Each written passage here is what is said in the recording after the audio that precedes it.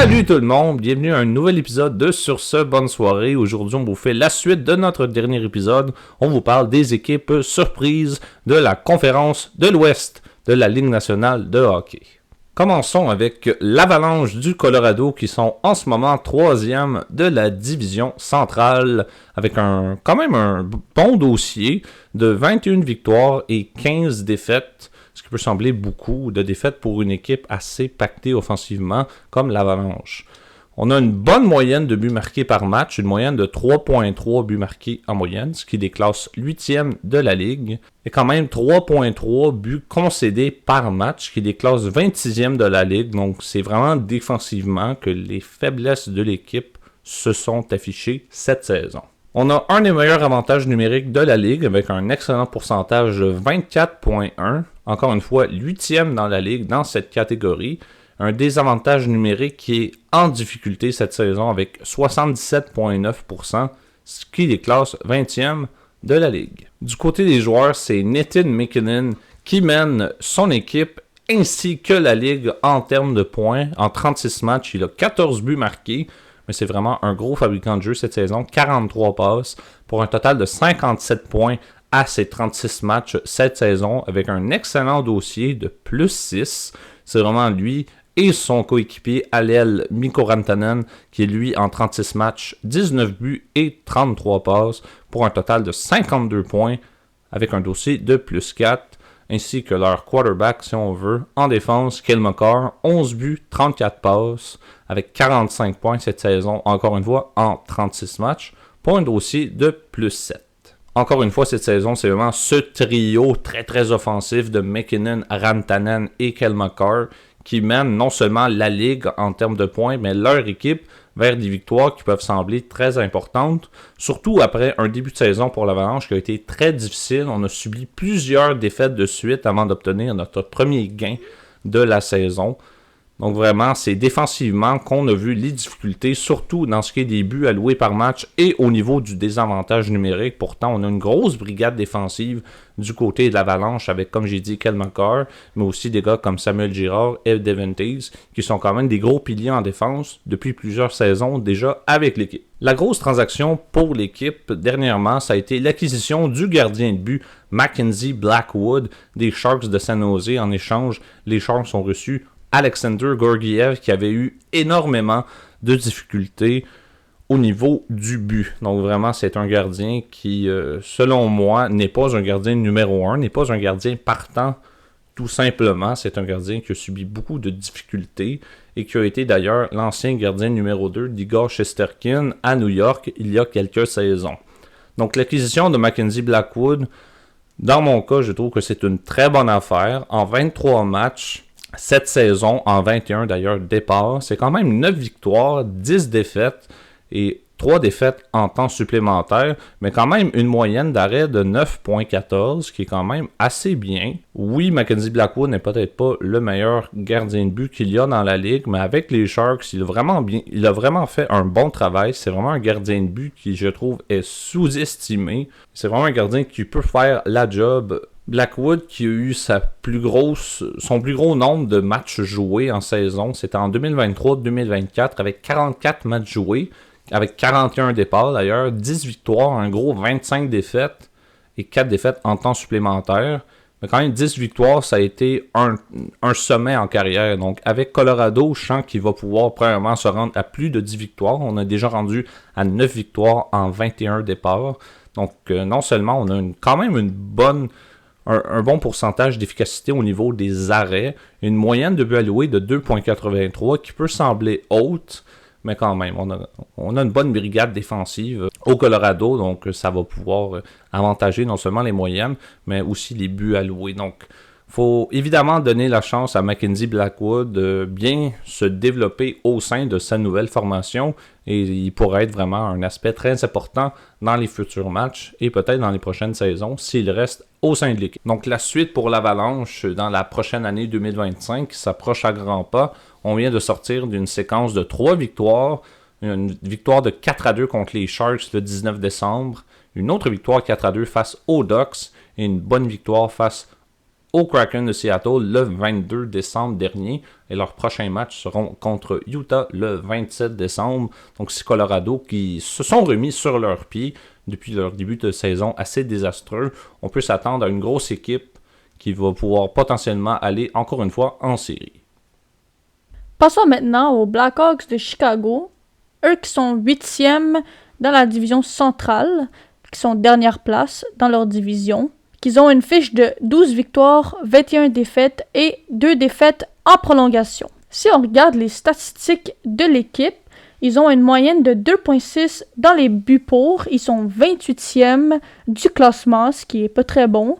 Ensuite, ils ont une moyenne de 3,2 buts contre. Ils sont 24e dans le classement, ce qui est très difficile aussi. Sinon, en avantage numérique, ils ont un pourcentage de 22,5, ce qui leur donne un classement de 10e place, qui est vraiment pas si pire. Ça marche quand même bien. C'est un peu à corriger, mais ça marche super. Sinon, pour le pourcentage du désavantage numérique, ils sont 4e du classement, donc le désavantage numérique marche très bien. Un pourcentage de 85,3. Les Blackhawks, qui sont présentement dans une série de 2 défaites consécutives, samedi le 21 décembre contre les Flames, qu'ils ont perdu 6-4, et le lundi 23 décembre, ils ont perdu contre Minnesota 4-3. Vendredi le 27 décembre, ils sont contre les Sabres, donc peut-être une victoire, c'est un peu difficile pour les Sabres actuellement. Ce qui est maintenant pour les statistiques des joueurs, nous avons le fameux Connor Bedard qui a 9 buts, 21 passes, 30 points sur 35 matchs, ce qui va super bien pour Connor Bedard, mais sa fiche différentielle de moins 12, ce qui est pas super bien. On dirait que chaque fois qu'il est sur la glace, il y a un but qui se fait marquer. Même chose pour Teravainen, qui a une fiche de moins 12 aussi, 7 buts, 16 passes, 23 points, ce qui est pas si pire non plus, sur 35 matchs. Ensuite, on a Donato, qui a 11 buts, 9 passes, 20 points, et lui, sa fiche est à 0, donc lui, c'est vraiment pas si pire.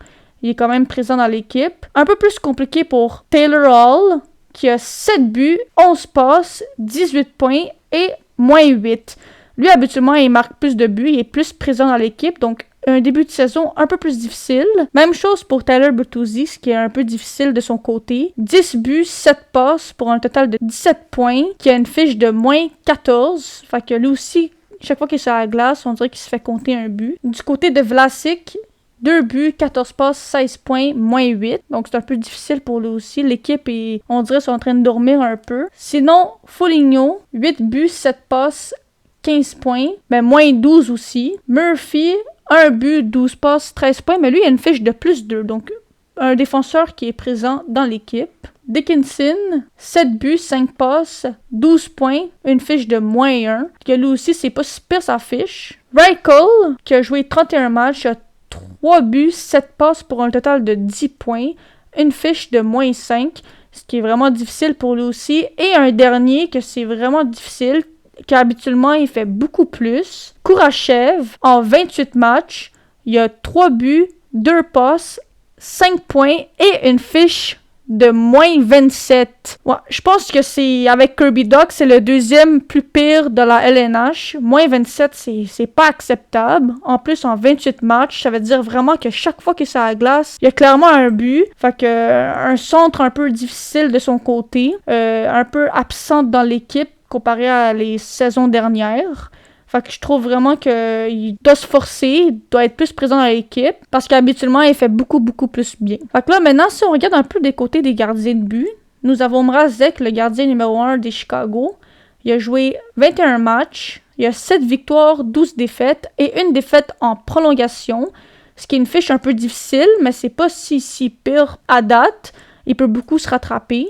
Sinon, pour les moyennes de but accordées, ce qui est de 2,94, donc on peut dire 3, c'est pas si pire non plus pour un gardien. Fait que c'est vraiment, je pense, le côté du défenseur qui est un peu difficile. Et un pourcentage d'efficacité de 0,902, ce qui est pas si pire non plus, honnêtement. Ça aurait pu être bien pire. Si on regarde de leur classement, qui sont dernière place de leur division, là, je pense vraiment que c'est le côté des défenseurs. Fait que là, si on regarde pour leur deuxième gardien de but, Soderblom, il a joué 14 matchs, 5 victoires, 8 défaites, une défaite en prolongation, moyenne de but accordée de 2,60 et un pourcentage d'efficacité de 911. Donc vraiment, là, si on regarde les deux gardiens de but, leurs fiches sont vraiment pas si pires.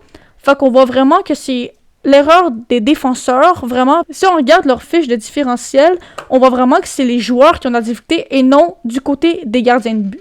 Passons maintenant à l'équipe qui, pour moi, est la plus décevante cette saison dans la Ligue nationale, les Prédateurs de Nashville, avec un dossier de 11-17-7, 7e de la centrale. Et vraiment, quand je vous dis que c'est une équipe qui est vraiment la plus décevante cette saison, avec les statistiques compilées de l'équipe, vous allez comprendre un peu pourquoi déjà. Du côté des buts pour, on est 32e et dernier de la Ligue, avec une moyenne de 2,4 buts par match marqué. Et je vous rappelle, cet été, on a signé Jonathan Marchessault et Steven Stamkos, et on se trouve quand même 32e au niveau des buts marqués. Du côté des buts pour, 3.1, 17e de la Ligue. L'avantage numérique qui aurait été supposé d'être dans les meilleurs avec l'arrivée justement de Steven Stamkos, on est à 18%, bon pour le 23e rang. Et un désavantage numérique, par exemple, qui est excellent, 87,4%, bon pour le premier rang de la Ligue. Comme on le sait, les Prédateurs ont eu un début de saison très, très difficile. Et dans les derniers matchs, ça recommence un peu à se replacer. Dans les 4 derniers matchs, on a 3 victoires, 1 défaite. On a réussi à vaincre le 17 décembre les Rangers de New York, qui eux aussi ont beaucoup de difficultés ces temps-ci, par la marque de 2-0. Le 19, on a perdu contre Pittsburgh 5-4. Le 21 décembre, on a réussi à gagner contre une des bonnes équipes de l'Ouest, les Kings de Los Angeles, 3-2. Et le lundi 23 décembre, une autre grosse victoire face à une puissance de l'Est, les Hurricanes de la Caroline, par la marque de 5-2. Ça va être vraiment important si on veut essayer de remonter au classement du côté de Nashville, de vraiment prendre tous les points à tous les matchs qu'on peut avoir. Ça va être extrêmement difficile de remonter pour une place en série cette saison, j'ai l'impression, avec leur très mauvais début de saison. Mais on sait, tout est possible. On se rappelle un peu il y a quelques années, les Blues de Saint-Louis étaient derniers du classement et ont réussi à se ramener à la dernière place des séries éliminatoires pour remporter la Coupe cette année-là. Donc, il n'y a jamais rien qui est impossible dans la Ligue nationale, mais ça va être extrêmement difficile. Et il faut surtout commencer à être constant du côté de Nashville. Si on regarde du côté des joueurs maintenant, cette saison, Philippe Forsberg, en 35 matchs, il a 9 buts, 20 passes, 29 points, un différentiel de -7. C'est le meilleur pointeur de l'équipe en ce moment. Roman Josi, tant qu'à lui, est le meilleur pointeur du côté des défenseurs et deuxième meilleur pointeur de l'équipe avec 7 buts, 17 passes, 24 points en 31 matchs, mais un différentiel de -20, ce qui est très mauvais dans son cas. Et ça reflète un peu les déboires des Prédateurs de Nashville en défensive cette saison. Un des nouveaux venus, Jonathan Marchessault, en 35 matchs, lui c'est 12 buts, 12 passes, 24 points, un dossier de -5. Ryan O'Reilly, qui a manqué quelques matchs cette saison, 8 buts, 12 passes, 20 points en 32 matchs, et un dossier lui aussi de -14, ce qui est très difficile. Et le dernier venu de l'été du côté de l'attaque pour les Prédateurs, Steven Stamkos, en 35 matchs, c'est 10 buts, 10 passes, 20 points. Et lui aussi un dossier négatif de -10. Donc c'est vraiment très, très difficile du côté des Prédateurs en attaque cette saison. Comme je l'ai dit un peu plus tôt, 32e de la Ligue pour les buts pour par match avec 2,4. Donc, il va vraiment falloir recommencer à trouver notre touche du côté des Prédateurs si on veut vraiment espérer avoir du succès pour le reste de la saison et espérer peut-être faire un push pour entrer dans les séries éliminatoires. Du côté de la performance des gardiens de but, Juuse Saros, qui cet été lui a signé une très grosse prolongation de contrat, en 28 matchs cette saison, c'est 8 victoires seulement, 14 défaites et 6 défaites en temps supplémentaire. Quand même un très bon moyenne de buts alloué avec 2,69 et un pourcentage d'arrêt de 907. Ce qui est pas si mal dans son cas. Clairement, comme je l'ai dit un peu plus tôt, il y a vraiment la défensive qui fait beaucoup de défauts cette saison et l'attaque qui produit pas, ça aide pas non plus Juuse Saros à garder les buts pour son équipe. Du côté du gardien numéro 2, on a Justus Annunen, l'ancien de l'Avalanche du Colorado. Lui, en 14 matchs cette saison, c'est 8 victoires, 5 défaites. Moyenne de but de 2,89 et un pourcentage d'efficacité de 887. Il faut se rappeler aussi qu'Annunen avait joué avec l'Avalanche un peu plus tôt dans la saison, donc ces 8 victoires ne sont pas tous arrivées avec les Prédateurs, bien sûr. C'est quand même un bon dossier pour un gardien numéro 2 qui appuie Juuse Saros, mais il va vraiment falloir que, comme un peu toute l'équipe, Juuse Saros élève son jeu, malgré que depuis le début de la saison, c'est le joueur pour moi qui est le plus constant du côté des Prédateurs. Il va quand même falloir que, comme on dit, il vole certains matchs pour son équipe si on veut avoir quand même des meilleurs résultats qu'on a présentement. La fin de l'année 2024 pour les Prédateurs va être quand même assez difficile. Le 27 décembre, on affronte les Blues de Saint-Louis. Le 30 décembre, on affronte les Jets de Winnipeg, une des puissances de l'Ouest. Et le 31 décembre, on va affronter une des très bonnes équipes de l'Ouest aussi, le Wild du Minnesota. Donc ça va être vraiment important d'essayer de remporter le plus de matchs en cette fin d'année pour commencer l'année par la suite 2025 du bon pied et d'essayer de repartir la saison et de se frayer un chemin, peut-être jusqu'en séries éliminatoires, après ce début de saison catastrophique du côté de Nashville. Allons-y maintenant avec la division Pacifique, avec les Flames de Calgary, qui sont avec quand même un assez bon dossier de 16 victoires, 11 défaites, mais quand même 7 défaites en temps supplémentaire, qui sont à 39 points en ce moment dans leur division, juste en dessous des Canucks de Vancouver, qui eux sont à 41. Un excellent dossier à domicile pour les Flames, qui sont vraiment très performants, avec un excellent 12 victoires, 4 défaites et 3 défaites en temps supplémentaire à domicile. Donc pour les fans à Calgary, c'est vraiment un plaisir d'aller les voir à leur stade à la maison. Un peu plus difficile à l'extérieur, seulement 4 victoires à l'extérieur avec un dossier de, 4 victoires, mais 7 défaites et 4 défaites en temps supplémentaire. Eux qui ont seulement 4 victoires tout de même à leurs 10 derniers matchs. C'est Jonathan Huberdeau qui mène son équipe dans les points, mais aussi dans les buts avec 13 buts, 12 passes pour 25 points en 34 matchs avec un dossier tout de même de moins 10. Ce qui est un peu normal dans le cas des Flames. Il y a beaucoup de joueurs qui sont dans le négatif dans la fiche de différentiel. Ensuite, c'est Nazem Kadri qui le suit avec lui aussi 13 buts, seulement 9 passes pour 22 points en 34 matchs. Lui, un dossier de moins 16.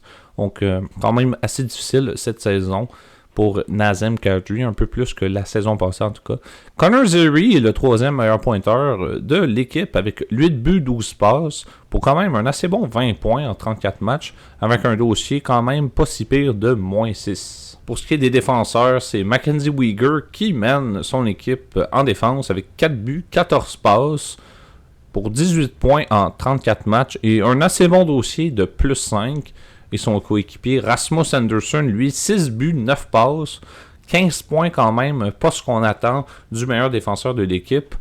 15 points en 34 matchs avec un dossier un peu moins bon de moins 6, mais quand même, c'est les deux gros piliers en défense depuis plusieurs saisons chez les Flames. Saison tout de même difficile pour un des bons joueurs de l'équipe, Yegor Sharangovich, qui, lui, l'année passée, avait joué 82 matchs avec 31 buts, 28 passes, qui avait un total de 59 points la saison passée, avec malgré tout un dossier assez décevant de moins 29, qui est une des pires fiches de l'équipe, si c'est pas la pire fiche de l'équipe la saison passée.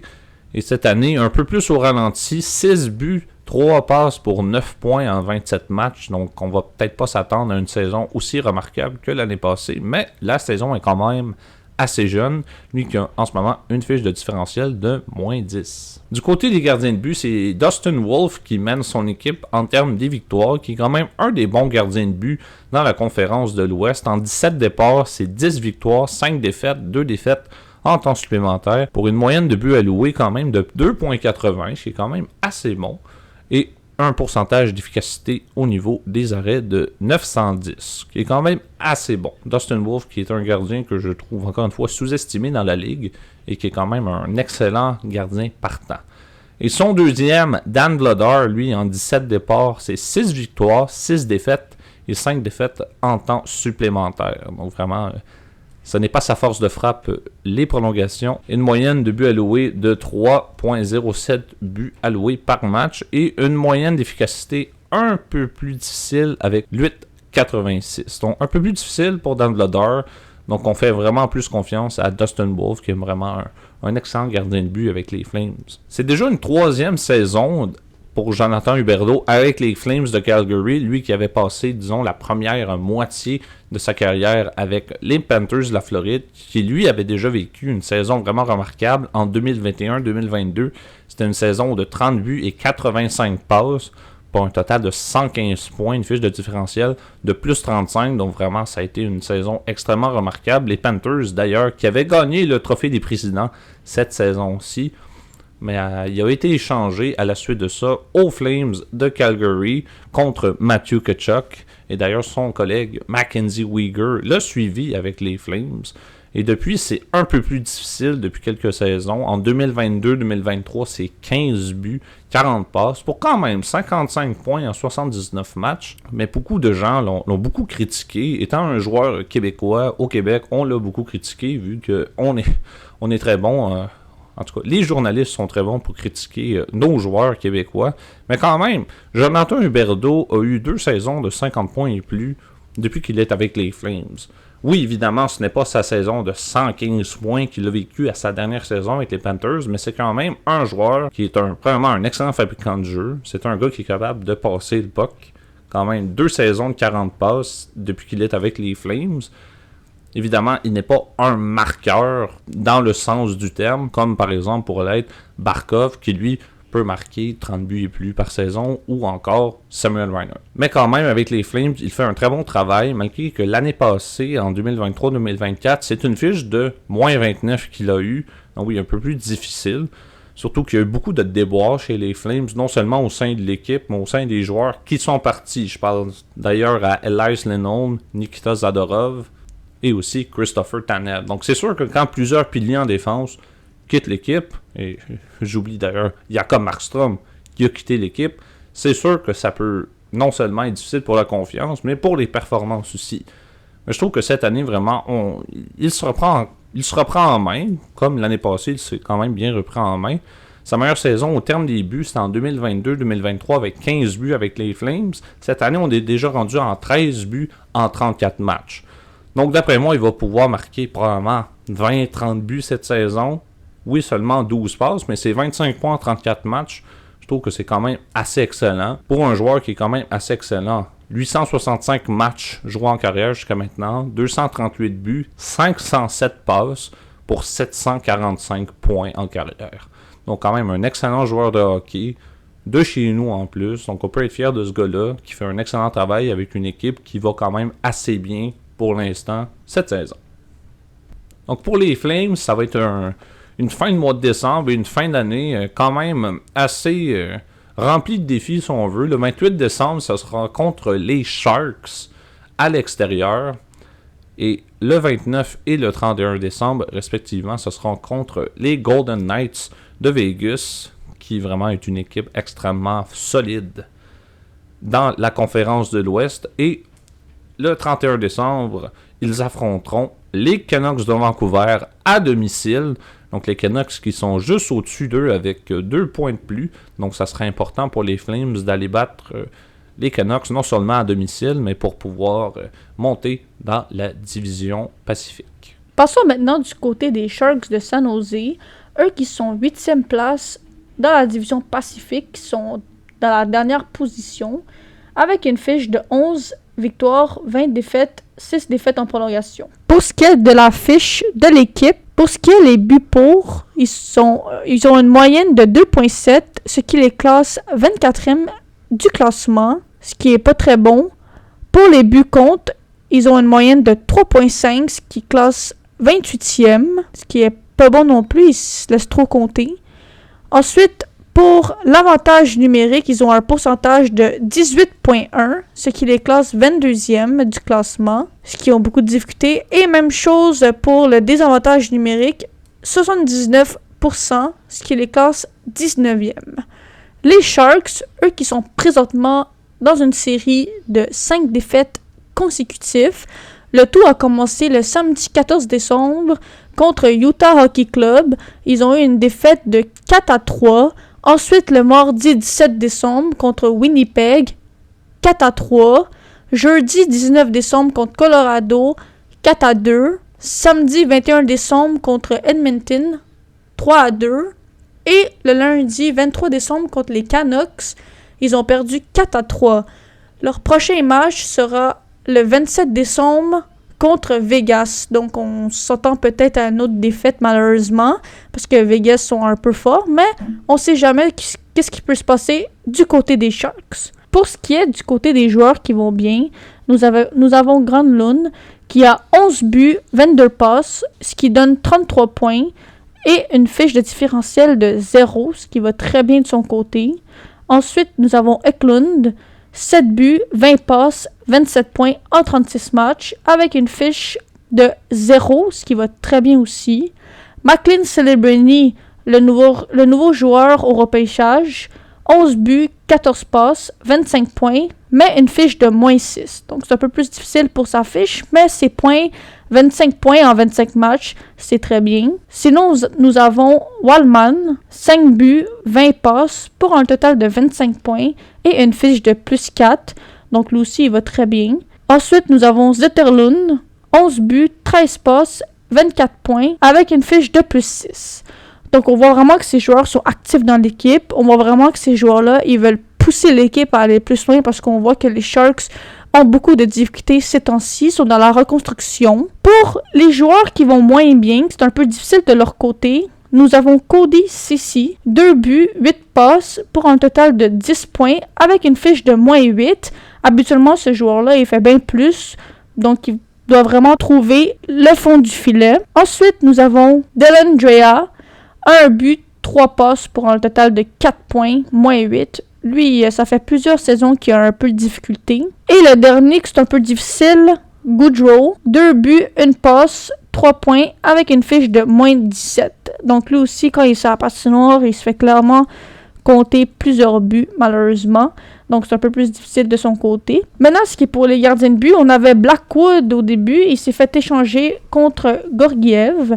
Donc, c'est leur gardien numéro 1, Georgiev. Il y a 21 matchs joués, 9 victoires, 9 défaites. Pour ce qui est du moyenne de but alloué, c'est de 3.43, donc ça fait quasiment 4. Donc c'est un peu plus difficile de son côté, avec un pourcentage d'efficacité de 0.873, ce qui est pas très mauvais, mais ce qui est pas très bon non plus. Donc vraiment, c'est le gardien un peu le problème aussi. Sinon, on a Vanasek. Il y a 14 matchs joués, 3 victoires, 8 défaites, 1 défaite en prolongation, avec une moyenne de buts alloués de 3.84. Donc lui aussi, on peut dire qu'il se fait compter 4 buts, ce qui est difficile, parce que 4, c'est quand même un chiffre énorme au hockey, avec un pourcentage d'efficacité de 0.885. Donc lui aussi, c'est un peu difficile de son côté. Sinon, on a un troisième gardien qui joue rarement, Askarov, 4 matchs joués, 1 victoire, 1 défaite et 2 défaites en prolongation, qui a une moyenne de buts alloués de 2.75, donc 3, ce qui est meilleur des 2 premiers gardiens que j'ai nommés, et un pourcentage d'efficacité de 0.909. Donc moi, je laisserais plus de chance à Askarov d'être sur la glace. Je trouve qu'il mérite sa place un peu plus haut, donc peut-être le deuxième gardien, s'il continue avec cette fiche moyenne, c'est une fiche pas pire de son côté. Fait que clairement, c'est des joueurs qui trouvent pas le fond du filet et les défenseurs font pas bien leur travail, c'est de sécuriser le gardien de but et de bloquer quelques tirs et de bien défendre. Donc pour les Sharks, c'est un peu plus difficile. Ça a toujours été difficile. Ils sont encore en reconstruction malheureusement, en espérant qu'on les voit monter plus haut dans les prochaines saisons parce que j'aimerais ça voir les Sharks en séries éliminatoires. Je trouve que c'est une équipe très intéressante à écouter. Chaque fois qu'il y a un match des Sharks, j'aime ça les écouter. Faut quand même souligner que les Sharks montrent beaucoup d'améliorations par rapport aux dernières saisons qui ont été extrêmement difficiles. On a un bel avenir du côté des Sharks, surtout avec les jeunes comme McLean Celebrini, Will Smith et Yaroslav Askarov.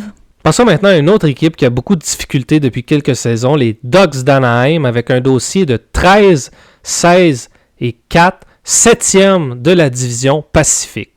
C'est très difficile au niveau des buts pour par match. On est à 2,4 en moyenne.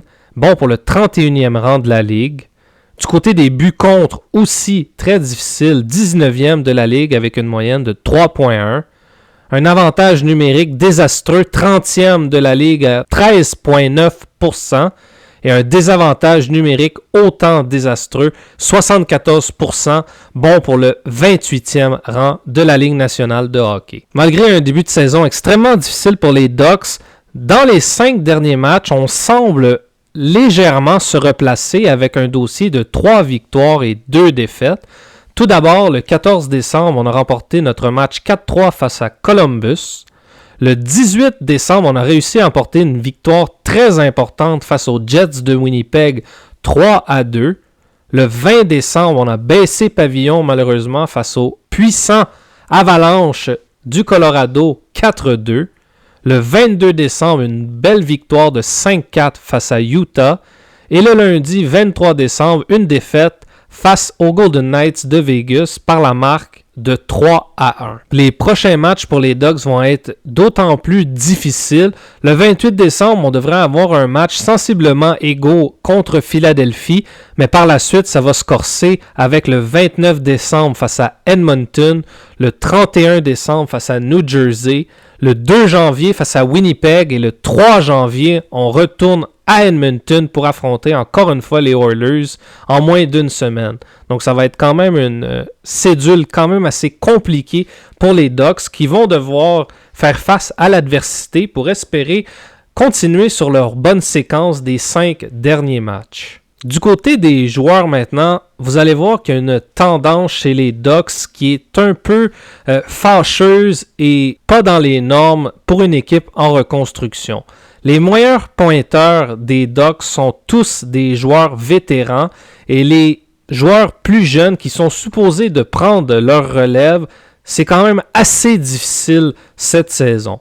Troy Terry, lui, connaît une bonne saison, encore une fois. C'est vraiment le pilier en attaque du côté des Ducks. En 33 matchs, c'est 9 buts, 16 passes, 25 points, avec un différentiel de -4. Frank Vetrano, qui a connu la saison dernière une saison remarquable au niveau des buts, c'est très difficile cette année. En 32 matchs, c'est 9 buts seulement, 8 passes pour un 17 points et un dossier de -5. C'est extrêmement difficile pour lui cette saison. Ryan Strome, 33 matchs, 5 buts, 11 passes, 16 points, un dossier de -3. Alex Killorn, en 33 matchs, lui aussi, c'est 7 buts, 8 passes, 15 points. Un dossier positif quand même de +3. Et c'est là qu'on commence à avoir les jeunes joueurs qui apparaissent au palmarès. Cutter Gauthier, en 33 matchs, c'est 4 buts, 10 passes, 14 points. Mason McTavish, qui depuis quelques saisons connaissait une évolution quand même assez intéressante. Cette saison, c'est désastreux. En 27 matchs, c'est 4 buts, 10 passes, 14 points et un dossier de -7. Leo Carlson, 27 matchs, 7 buts, 5 passes, 12 points. Owen Zellweger, 4 buts, 8 passes, 12 points en 31 matchs. Jackson Lacombe, 26 matchs, 6 buts, 5 passes, 11 points. Le joueur qui déçoit malheureusement le plus du côté des jeunes, c'est bien sûr Trevor Zegras. On sait présentement il est blessé, mais en 24 matchs, c'était seulement 4 buts, 6 passes pour 10 points cette saison. Donc on voit vraiment que c'est encore les vétérans qui sont obligés de transporter l'équipe et c'est vraiment pas ce qu'on attend d'une équipe en reconstruction. Bien sûr qu'on attend que les vétérans produisent, mais on attend aussi que les jeunes joueurs qui sont supposés de prendre la relève, comme je l'ai dit un peu plus tôt, se lèvent et soient les meilleurs pointeurs de l'équipe, ce qui n'est pas le cas encore du côté des Ducks, ce qui me fait penser vraiment que peut-être leur reconstruction va prendre beaucoup plus de temps qu'on peut le penser, malgré que les jeunes joueurs ont beaucoup de talent dans la formation. Au niveau des gardiens de but, ça se passe pas si mal quand même. On a Lucas Dostal. Lui, en 20 matchs cette saison, c'est 8 victoires, 9 défaites, 3 défaites en temps supplémentaire. Moyenne de buts alloués de 2,77 et un pourcentage d'efficacité de 915, ce qui est quand même excellent pour le très jeune gardien. Du côté de John Gibson, qui est pour l'instant encore avec les Ducks, on sait qu'il y a beaucoup de rumeurs de transactions à son sujet depuis quelques saisons. En 12 matchs, c'est 5 victoires, 5 défaites, 1 défaite en temps supplémentaire. Moyenne de buts alloués de 2,93 et un pourcentage d'efficacité de 909, ce qui est encore une fois quand même respectable pour le gardien vétéran. Donc on voit vraiment que c'est beaucoup plus au niveau de l'attaque que les Ducks ont beaucoup de difficultés cette saison, ce qui fait en sorte qu'ils ont beaucoup moins de chances, je dirais, de remporter des victoires suite à leur mauvaise performance offensive. Du côté de la défensive, c'est beaucoup moins pire que les années dernières et les gardiens de but sont toujours autant dominants malgré un dossier global négatif en bas de 500 pour les Ducks qui quand même reviennent un peu dans la course. Je dirais la course pour peut-être être dans les équipes repêchées, mais ça va être extrêmement difficile, surtout si on ne réussit pas à marquer des buts comme on le fait présentement cette saison. Ça va être vraiment important du côté des Ducks si on veut encore plus de succès cette saison et dans les saisons futures, d'aller chercher peut-être un joueur qui va pouvoir appuyer vraiment Troy Terry en attaque. Parce qu'on voit présentement que les jeunes joueurs, c'est beaucoup de difficultés à produire offensivement. Les vieux qui sont là pour les appuyer, très difficile aussi, malgré qu'ils dominent dans la colonne des points. C'est quand même assez un écart important. Troy Terry, meilleur pointeur à 25 points. Le deuxième meilleur pointeur, Vertano, a que 17 points. Donc c'est vraiment important, j'ai l'impression, qu'il y ait des changements qui soient faits du côté des Ducks, d'amener peut-être un joueur à caractère offensif, un marqueur qui pourrait aider vraiment Troy Terry à amener l'équipe un peu plus loin en attendant que les jeunes se développent un peu plus. Je pense vraiment que John Gibson, ça va être une de ses dernières saisons avec les Ducks. Peut-être que grâce à un échange avec Gibson, on pourra amener un joueur d'impact qui fera une différence au niveau de l'attaque. Ça va être vraiment important aussi, je pense, de changer un peu la dynamique avec le coach. J'ai l'impression que le coach présentement des Ducks, c'est pas l'homme de la situation pour eux, pour avancer dans cette reconstruction-là. Et j'espère vraiment qu'il va y avoir ces changements-là et des changements d'ici la fin de la saison pour peut-être espérer revoir les Ducks, une équipe puissante comme elle était avant. Parce que pour le moment, c'est pas le cas. Ils sont encore une fois cette saison dans le bas du classement Pacifique et de l'Ouest. Toutes les équipes qui sont présentement dans le congé des fêtes, donc ça va être un bon moment pour les équipes qui sont un peu plus en difficulté de hit the reset button, comme ils disent, et de pouvoir revenir en fin décembre et début janvier un peu plus en force. Et c'est ce qui va conclure notre épisode et notre année 2024. Merci encore tout le monde de nous avoir écoutés. J'espère comme à l'habitude qu'on vous a instruit autant que diverti. Et on se revoit l'année prochaine pour de nouveaux épisodes de Sur ce, bonne soirée. Merci et bonne soirée.